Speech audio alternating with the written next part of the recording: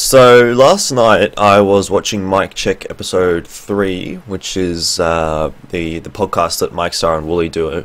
I'll put a link to that one in the description. I might even timestamp the specific part that I'm talking about. But I mean, they had James on from Team Immunity, and they sort of brought up an interesting discussion, which I thought I wanted to put my thoughts out about, and that was whether or not Australian esports will ever actually make it. And sort of what I mean by that is whether we can make it into a financially viable situation where players can be salaried, talent can be salaried, the broadcasters can be salaried, like everyone involved who would ever be doing anything in esports, whether or not they can be salaried and really make this a viable situation for us to make a living off is basically where I'm going with that sort of statement. So I guess to start off, I'll say that I used to think about a year ago that this would be something that would happen within the year. I was like, we're gonna be there. And, when Riot came to Australia and they started putting their money into League of Legends and that sort of thing, I was like, well, surely other developers and other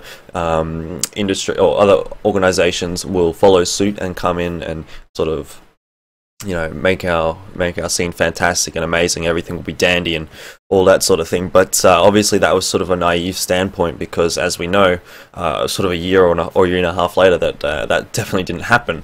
And I guess now that I'm looking towards the future and we're sort of discussing this and that sort of thing, as much as I want to say that it will happen, I just don't think it will happen. I mean, I'm going to side with James on this one, and it's a shame to say that, but I guess I'll just give you my reasons for it further on in this video. But I think Wooly also sort of sat on this same sort of a standpoint. He said that he was a little bit more hopeful that it could happen, but I think he sort of tended to agree a little bit more with James that perhaps we're not really ever going to get there. So one of the main issues for me in this situation is that Australia doesn't really have the population, and certainly not the congregated population. We're like all spread out across a massive country, but if there's no people, there's no interest for sponsors, I guess. So whether if they could, if they had a couple of events to choose of which one they wanted to sponsor, and one of them was in Australia, say one of them was in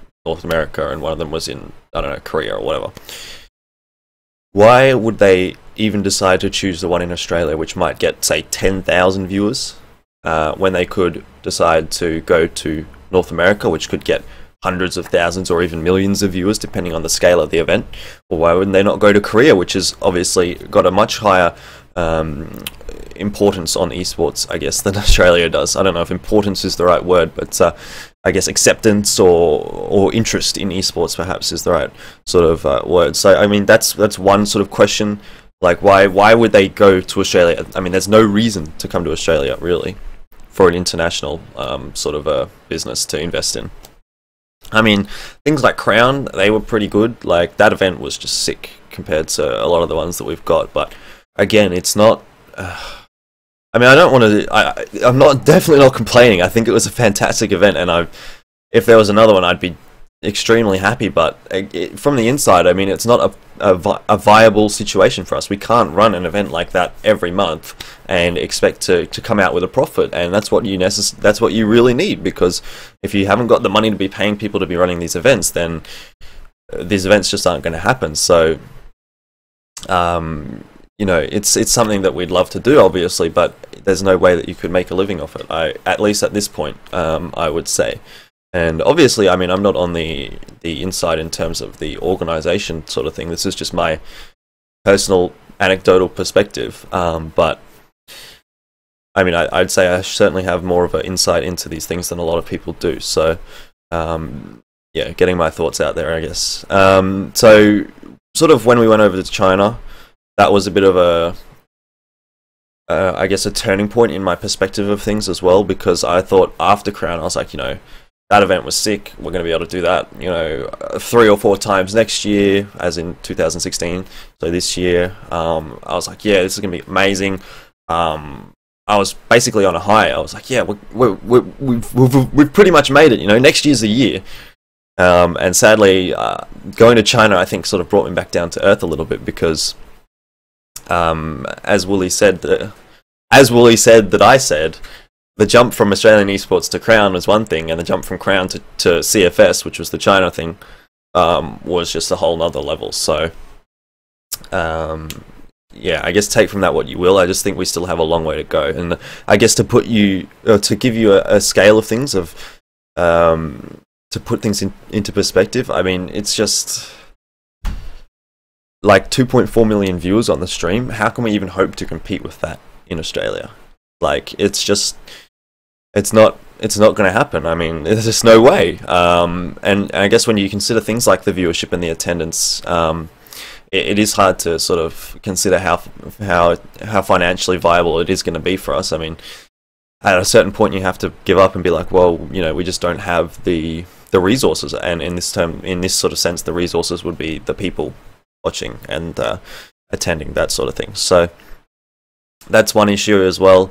And I guess the other sort of the other big issue for us is, and this is also something that Wooly touched on yesterday, was that the acceptance in Australia. He sort of mentioned that he was not scared, but I guess nervous about telling people what he did, and I can sort of understand that standpoint. I used to be a little bit like that. Now I don't really care what people think about my esports life. If they don't like it, then I mean, I have enough friends anyway that I don't care if they want to disappear from my life or if I want them to disappear from my life. But I think it is a relevant standpoint and a relevant viewpoint that he brought up, because the acceptance of esports in Australia is still quite lacking as far as I'm concerned. So when you consider something like Korea or something like that, and this is something that James brought up last night, is that the players and the talent and all that are treated like superstars, and it's just sort of crazy, and you would never see anything like that in Australia. I think at the Crown event we might have had, you know, like 800 people come and check out the event, and if this was like Korea or something, I mean, obviously we had the issues with how many seats we could have in the event, and obviously more people would have come because it sold out really quickly, but I sort of have to question whether or not that can be something that can happen more often than not, and whether or not this was just sort of like a one-off thing where people were like, wow, this is sick, we have to go to this. But if this happened like 3 times a year, would people keep going and going and going? I don't know.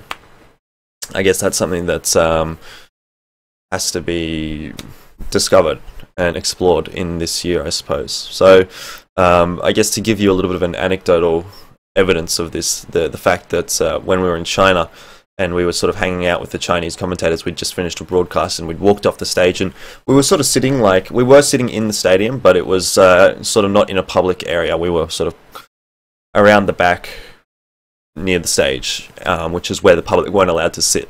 But as soon as we sort of walked off the stage, you could see the public, the viewers coming over to speak to us, and they started giving the Chinese commentators gifts. Like, I mean, not big things, but like, you know, notepads and pens and that sort of stuff. Like, I mean, that's never gonna happen. That doesn't happen in Australia. Like, it's just the scale of what people, the importance that people put on these public figures in China is much bigger than it is in Australia, and it's just hard to express, I guess, what international esports is compared to Australian esports in that respect. So, you know, it's just, we've still got a long way to go as far as I'm concerned, and whether or not we'll even ever make it is a good question. But obviously, there are things, I guess, in the works. As far as I'm aware, at the moment there is a survey going around from ESL Australia about a sort of a esports mega event. If you want to check that out, I'll put a link to it in the description. I don't know how long it'll be valid for, maybe a week or so, but any sort of extra information that they can gather from the public is always going to be useful. So I would definitely check that one out if you're interested in having an event like this again in Australia, sort of like another Crown maybe. Obviously, I was kind of a little bit doom and gloomy about our perspectives here in Australia, but I would definitely be happy to be proven wrong. It'd be over the moon even, but I'm certainly not crossing my fingers at this stage. So that was just sort of my thoughts on whether or not Australian esports can make it. So thank you for tuning in. Obviously, if you want to check out my Twitter, it's at Elfishguy. Make sure you subscribe to my YouTube channel as well, but that is going to be it. So thank you for checking it out, and I'll see you next time.